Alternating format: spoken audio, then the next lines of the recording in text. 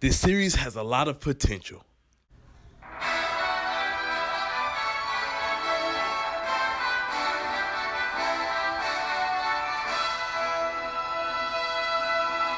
Yo, what's up everyone? TreyMan1 here and welcome back to another Pokémon 2019 anime review. Today we're covering episode 20, the dream episode, just like episode 20 of Sun and Moon. This episode is focused on the characters reinstating their goals. And now, how did it go? I think it went pretty well. Let's go ahead and get into the summary and my thoughts. Professor Sakuragi is throwing a Pokemon camp sort of similar to the one that Go and Kaharu went to in the first episode of Pokémon. There's a little summer camp where young trainers will basically come and learn about Pokemon. But the difference here is that there's 3 different instructors. So 2 trainers will be going with Ash, 2 with Go and Kaharu, and 2 with Professor Sakuragi. And what I loved about the 3 different groups is, well, we didn't get to see Sakuragi's group too much, but the difference with Ash and Go's group is that, you know, Ash's group was focused a lot more on battling and Go's was a lot more on catching. I also want to point out it was interesting the episode didn't start with the classic, you know, Ash looking up to Leon, Go looking up to Mew, they clap hands, and, you know, the basically generic opening sequence that we got. Instead, that scene played in the opening, which is pretty interesting to me. But Ash and his group basically find some Persian and Meowth, and I gotta say, it was so weird seeing regular Meowth in the anime. I mean, of course, we've seen the Alolan one last series, and even if we saw a Galarian Meowth, that would have been alright with that. But just, you know, regular Meowths that stay on all fours, after seeing Team Rocket's Meowth, and even the Meowth from home, like, it's just so weird seeing regular Meowths. It's really funny to me. If anything, it feels like Team Rocket's Meowth is the regular Meowth, and these are just weirdos. But anyways, besides that, the Meowths end up running into some Rattata and Eradicate, and they end up getting into an all-out brawl, and Ash is just over here, like, naming moves. I really like this scene a lot, because it shows just how experienced Ash is. Like, he knows moves, he knows what's going on, what's happening. He's super excited in the battle. Until Officer Jenny comes and stops it. He's saying, you know, you shouldn't be this close to Pokemon battling like this. And Ash is like, oh, I'm just showing these kids a good old battle and good old nature. And she's like, what kids? And I thought this scene was pretty funny because this kids got freaking scared because of everything that was going on. It makes sense why Ash got so excited because he loves his battles. But, you know, he ends up realizing, oh yeah, I gotta calm down and focus. So he ends up showing them the Growlithe. And Team Rocket is back there plotting with the regular Meowth, the actual Meowth, not those 3 weirdos we saw earlier. But yeah, they're plotting to catch Pikachu like always. We then cut to Go and Kaharu's group, which I also like that Kaharu's brother is actually part of this camp and knows Go. Like, he was super excited to see Go. Obviously, they were friends for a long time since Go and Kaharu were pals for a while. And Go actually ends up mentioning, you know, this reminds me of Professor Oak's camp, which is pretty cool that they reference this moment again. Like, I love when the series do that. They force, like, think back to the past. Hopefully we'll have some moments where Ash thinks back to his previous journeys some more, where we get to see old Pokemon. And of course, with Go and his group, he goes catch crazy and catches a bunch of Pokemon, which, to be fair, I was actually okay with this because lately it felt like Go's been just catching one Pokemon in an episode, and we had a few episodes where he didn't catch anything, so seeing that Go's finally picking back up on catching Pokemon in this episode was pretty cool. He disturbs the 2 Nidorans, man. I was like, gosh, Lee. But he catches the Nidorans and a Pidgey first thing. Following that, he catches an Oddish and a Poliwhirl.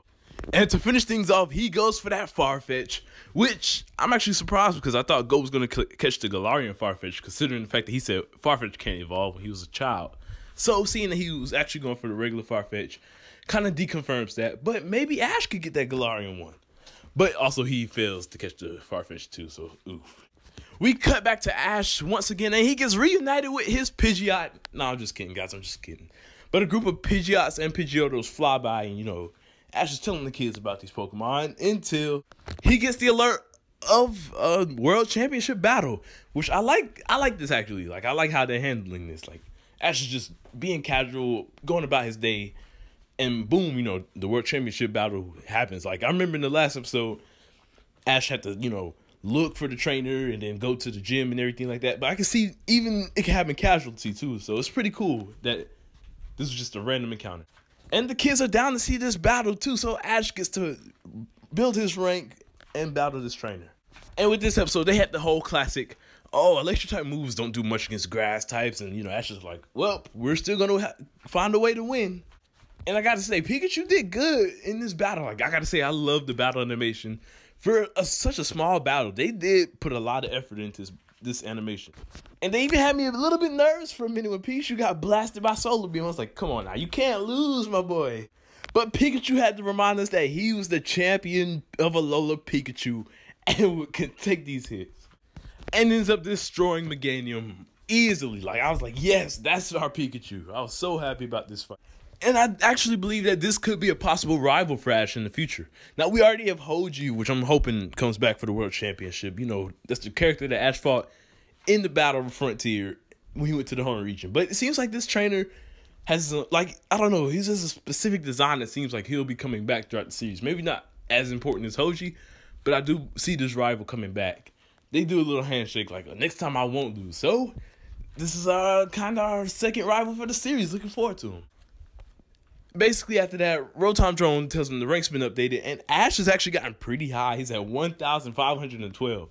And, you know, this is out of 10,000 plus trainers. So, seeing that Ash's rank is so high is really interesting to me. Like, it's like, he's doing pretty good so far. Is he, you know, going to get to the Great Ball League sooner than we expect? I'm not too sure. Ash also ends up telling the kids, you know, basically what the World Championship is, what his rank means, and about Leon being the strongest trainer, and tells him about his goal of wanting to defeat Leon being the strongest trainer in the world. And that's going to lead him one step closer to being a Pokemon Master. So, if Ash beats Leon at the end of this series, this kind of confirms he will be back for another series to see him hopefully finally become a Pokemon Master. Good old Catch Crazy Go ends up catching a Grime and an Ekans, which Go has really caught a lot of Pokemon so far in this episode. And this is where he states his goal to the kids, basically saying he wants to catch every Pokemon because he feels like catching Pokemon basically betters your understanding of them, even though he's going through this stuff with Reboot right now. But I kind of get what Go's trying to say here. And then, you know, he reaffirms his goal as well, saying catching Pokemon will help him lead to Mew. Which good old Farfetch comes back and once again, Go fails. Team Rocket finally show up once Ash, Go, and Karu and Sakuragi end up joining back together. And this is where the big moment comes. The moment we all been waiting for. Lugia's appearance in this episode. Which just turned out to be a fake Team Rocket balloon. So, classic Team Rocket here. They run off with Pikachu. It seems like everything's hopeless. And I'm like, Ash, call your Dragonite, man. I guess Ash doesn't really bring Dragonite and Gengar with him unless he needs them for a battle. But I kind of wish that he could keep the Pokemon with him, like in the previous series. I mean, yeah, in Sun and Moon, they kind of the Pokemon stayed home, but he would occasionally bring them to the school and stuff. Like, yeah, it's just, I don't know, it's different now. But oddly enough, an Aeroblast shoots through the sky, and Lugia appears to save Pikachu and the others.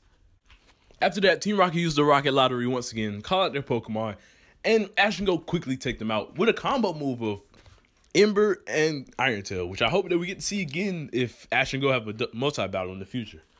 After all that's said and done, the program basically came to an end, and everyone's just watching the sunset at the port.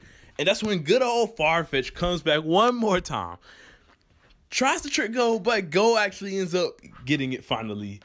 And this kind of confirms Go won't be getting Galarian Farfetch probably. So, yeah, overall, I think that was a pretty decent episode. Ash and Go tell the young trainers, you know, you got to turn 10 so you all can be amazing trainers just like us. And I like how Kaharu was actually looking at both Ash and Go. Because we know Kaharu's going through this thing with her goal right now. Seeing how determined Ash and Go are about their goal, I feel like really inspires Kaharu. So I'm really hoping Kaharu will finally join Ash and Go on their journey sooner or later. Lugia flies through the sky one more time. And we end up finding out that the Lugia in this episode was Mew. Now, here's the thing. I don't think that this means that Lugia from episode 2 was Mew as well. I feel like that was the actual Lugia. Lugia spoke to Ash. It was a lot of things that kind of confirmed that episode to be the actual Lugia. But in here, this one was Mew. I mean, it kind of came out of nowhere and everything. So, it kind of makes sense to me why this was Mew. Because why would Lugia, you know, oddly enough, come back to Vermilion City at this exact moment while Mew's sitting here in Kanto and stuff. So, yeah, guys, this was a pretty interesting episode. I like how Ash and Go got to restate their goals, and I feel like this episode will play an importance later on in the future. Kind of like how episode 20 of Sun and Moon did, where, you know, Ash states his goal, He meets Tapu Lele. Tapu Lele sprinkles, the dust over them. Kind of like how when he wins the Alola League, that same moment happens. So, who knows? Maybe in the future, Lugia will appear again, turn out to be Mew, and Go will finally catch it. The same episode that Ash could win the World Championship, and it could just, relate to each other, just like Sun and Moon did with episode 20 to when Ash won the league. But in the comment section down below, let me know what y'all thought of this episode. I would love to hear. I think this was a pretty enjoyable episode, and you all will like it a lot. But yeah, guys, the first 20 episodes is done, and we got a new preview for the next 20, which you can check out in my last video. It's really exciting. Some very pumping stuff is happening. Thank you all for watching. I hope y'all enjoyed. Don't forget to leave a like and subscribe. Trayman1. Peace out.